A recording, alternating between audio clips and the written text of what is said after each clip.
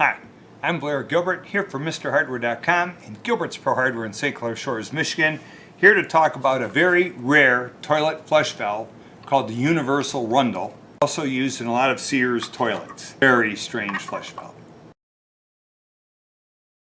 All toilets have a flush valve. The old standard flapper we all know and love. You know, pretty simple. You flush the handle, the water goes out and it flushes. There's the American standard kind of a flipping mechanism here.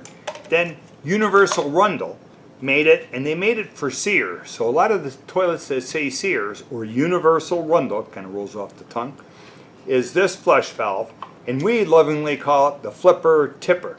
So when you flush it, you know, the toilet flush handle pulls up on a strap and it tips back, flushes the water out of the tank, and then closes back down and tank fills. This is not very usual. Some things you need to know. Number one, it needs to have a strap that's very flexible. It's got a gasket on the bottom that's replaceable. And you can try stretching it off, but little do you know that the bottom will unscrew. And then you can change the gasket, put it back together, and life is good. It comes here in our store in Gilbert's Hardware. It comes in a little repair kit. $4, you get the new seal and a new strap.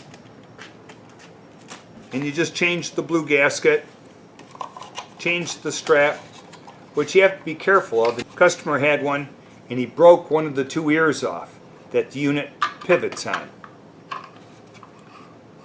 because he was trying to get it out and he pinched them too hard. It's very simple. Universal Rundle. It's got a one-of-a-kind repair kit, one-of-a-kind gaskets. Not very popular, but now you have a clue on how to repair it. So there it is. Repair Universal Rundle toilet. Quick tip from MrHardware.com.